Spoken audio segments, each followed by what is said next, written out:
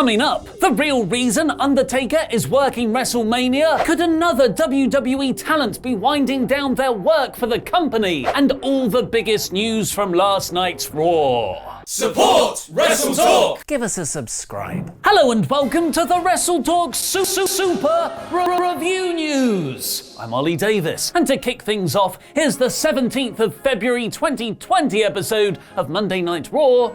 In about 5 minutes. The show opened from outer the success of last week's Matt Hardy and Randy Orton segment. That was reportedly supposed to be Matt's farewell from the company, but it did so well in the ratings, WWE booked Hardy for one last go in a no-holds-barred match tonight that they never had any intention of delivering. Instead, Hardy came out in a neck brace saying he's not medically cleared to compete after Orton's concerto last Monday. Randy said he loves Edge like a brother and walked out, showing how he's wrestling with his own guilty, complex character. Oh no, wait, he's hitting a concerto on the steel steps this time. Twice. Randy's performance is so compelling right now. Despite being a psychotic heel in every segment, he still seems partly conflicted by his actions. Unfortunately, WWE showed no such remorse. Advertising a Hardy vs Orton no-holds-barred match would have been a major selling point for people tuning in at home and actually buying tickets for the live show. Not delivering it is a carny move, and is the exact sort of broken promises that chip away at audience trust over time, cutting your viewership by a third in just 5 years. The immovable ginger beard took on the unstoppable leg next, as Aleister Black faced arguably his most competitive main roster opponent so far, Rowan. It took 2 black masses for Aleister to pick up an actually substantial win for a change. It just sucks for Rowan, who had one of the best character reinventions in the company last summer. Charlotte Flair recapped her NXT TakeOver the previous night, where she accepted Rhea Ripley's WrestleMania match, because the NXT wrestlers these days are so entitled, with the German suplex no-sells and too many kickouts. In one of the worst told stories in WWE right now, Mojo Rawley's henchman of 2 weeks, Riddick Moss, stole a roll-up pin to retain the 24/7 title. The most over thing in this match was John Cena, because R-Truth did the 5-knuckle shuffle and he wasn't even there. Or was he? It's time to play everyone's favorite game. Where's the WrestleMania sign? Yay! It's there! Drew McIntyre's pointing right at it. Paul Heyman interrupted, teasing a Brock Lesnar entrance, but for the first time this year, he actually wasn't there. Instead, Heyman introduced WWE's newest backstage producer, MVP, for a glorified squash match. Becky Lynch came down to the ring holding a brown paper bag. Hey, that's Rowan's thing! When it actually turned out to be full of money. But not as much as the male roster members. Take that, gender pay gap! I roasted you, society! I roasted you! Lynch said the money is for the fine she'll get when she beats up actual cannibal Shayna Baszler, when Shayna interrupted on the screen to say she's going to tear the S word out of Becky once she's won Elimination Chamber. Ooh, swear word. And also Baszler framing the chamber as home turf due to her cage fighting background is a genius bit of context. Bobby Lashley and Angel Garza versus Rusev and Humberto Carrillo was a really fun match next, with Garza and Carrillo luching awesomely together and Rusev still being mega over with the crowd despite WWE's best efforts. But, of course, Rusev took another loss, and the absence of Liv Morgan implies WWE's so-called sensitive portrayal of LGBTQ+ storylines was actually just a shock titillation tactic they never had any plans for. Titillation. Thanks for your support on Patreon, The Beast, Brock Taylor. Following Asuka giving Natalya a black eye in their match 2 weeks ago, Kairi Sane had a neatly modern-style match with her here, which she won thanks to Asuka interference. Seth Rollins hosted a sermon in the ring in full cult leader mode. He's growing out his beard. He's growing out his man bun. He wears one evil glove and a furry black jacket. Seth, that's Uberheel! He said it's now time for phase 2 of the Triple H cinematic universe, where those who can't be rehabilitated will be eradicated. #join Dark Order. The copy and paste babyface interference followed, and Caruso alert. We're getting a Kevin Owens and the Viking Raiders versus AOP and Murphy main event. AJ Styles made his return from injury next, promising he'll win the To-Wake trophy to then never speak of it again, so prestigious, calling himself the new Mr. WrestleMania, and then teasing a number of legend opponents for the biggest show of the year, including The Undertaker. More on that in Laurie's news in a bit. This brought out Ricochet to say he's earned his title match against Lesnar, which if he just believes in himself enough, he'll win. Nobody buys it. So WWE tried to convince you otherwise with Ricochet winning a competitive match against the guy who always takes the pin in OC matches, Carl Anderson. Caruso alert! Liv Morgan cut a very awkwardly scripted promo about getting revenge on Ruby Riott and then put over the Chamber, which WWE actually did a very good job of building up throughout the show. And then it was time for the latest combination of Owens and the Viking Raiders versus Murphy and AOP. Again, I'm not actually complaining. I love this feud and the matches they put on, but WWE have left themselves massively open to accusations of repetitiveness. This time, KO had Murphy beat with a stunner, but Seth caused the DQ for the save, furthering the storyline that Buddy can't win without Rollins' help. Seth was about to crucify Owens, but the Street Profits ran down for an excellent babyface save, with a huge shoulder tackle from Dawkins on Murphy and an enormous frog splash from Ford. Unfortunately, those very same babyfaces didn't care when Matt Hardy was being murdered at the start of the show. As Brian Alvarez so eloquently put it, where were all you babyfaces when poor Matt Hardy was being killed to death? That was this week's Raw in about 5 minutes. Do you think the main event scene on Raw is getting repetitive? Let me know in the comments because I'll be replying from out of nowhere. And click that eye above my head to let me know what you thought of the show, where you can choose from Rawsome,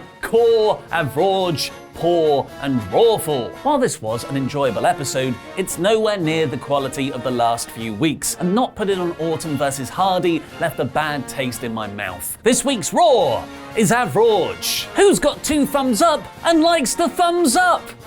You do.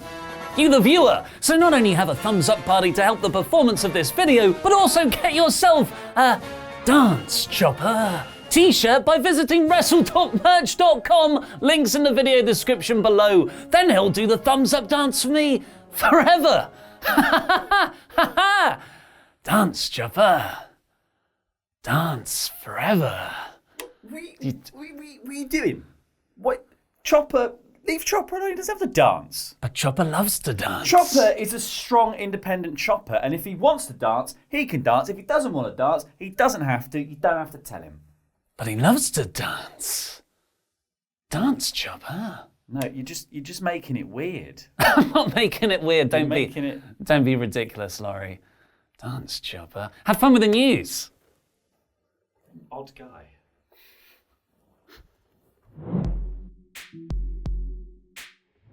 Okay. Thanks then, Ollie, you massive bloody weirdo. It's time for the news! And you may remember the story from last week that one of the matches slated for WrestleMania 30 Sea-Dog would see The Undertaker take on AJ Styles. Now, WrestlingNews.co are reporting that The Undertaker requested to work with AJ at Mania because he feels that Styles is the modern-day Shawn Michaels. I mean, that is high praise indeed, depending of course on which era of Michaels we're talking about. Hopefully the early noughties humble Shawn and not the Montreal Screwjob ego monster Michaels. Or the modern day Shawn Michaels that's bald. And it seems like a comparison that WWE are leaning into too, as AJ's promo on last night's Raw saw him referred to as the new Mr. WrestleMania, and he even name dropped The Undertaker plus a bunch of other legends that he could hang in the ring with. Now obviously AJ versus The Undertaker is an absolute dream match, and if it can reach the heady heights of Michaels versus Taker from Mania 25, preferably without the bit where Undertaker attempted to dive into the center of the earth, that would be just aces, wouldn't it? Now WrestlingNews.co are also saying though that AJ won't be the last ride for The Undertaker, because when does that man actually retire? Never. He keeps teasing, and he never does. They say that WWE could be lining up something big for him at Survivor Series this year because it's the 30th anniversary of his debut with the company, and that feels like a fitting time to bow out if you ask me. Of course, until it's Saudi Arabia again, everyone! The Riyadh Rumble. Speaking of bowing out, that's a job loss segue there. So actually, sorry, sadder. WWE might currently be witnessing a bit of an exodus from its, from want of a better term, talking department. Because after NXT, WWE Now host and beautiful angel Kathy Kelly announced that she would be stepping away from the company following TakeOver Portland, another member of WWE's hosting staff also seems like he could be on the way out. Now, former Raw color commentator Vic Joseph revealed on an Instagram post that he will be working with NBA TV for the second half of the season. I don't know how long that lasts. I don't know when it runs to. American sports are weird. This obviously isn't a hard confirmation that Joseph is done with WWE, or even how big his role with the NBA coverage will be, as his own post says he will be a small part of NBA TV. So there's definitely the chance that his WWE duties and the NBA could coexist, depending on what sort of contract Vic has with WWE and exactly how exclusive it is. Now, Wrestling Inc. confirmed that Joseph is currently still listed as part of WWE, but he was last seen on live television on January 20th before the Raw commentary team switched to Tom Phillips, Byron Saxton, and Jerry Lawler, which was kind of Vince McMahon big leaguing Paul Heyman with I want these guys.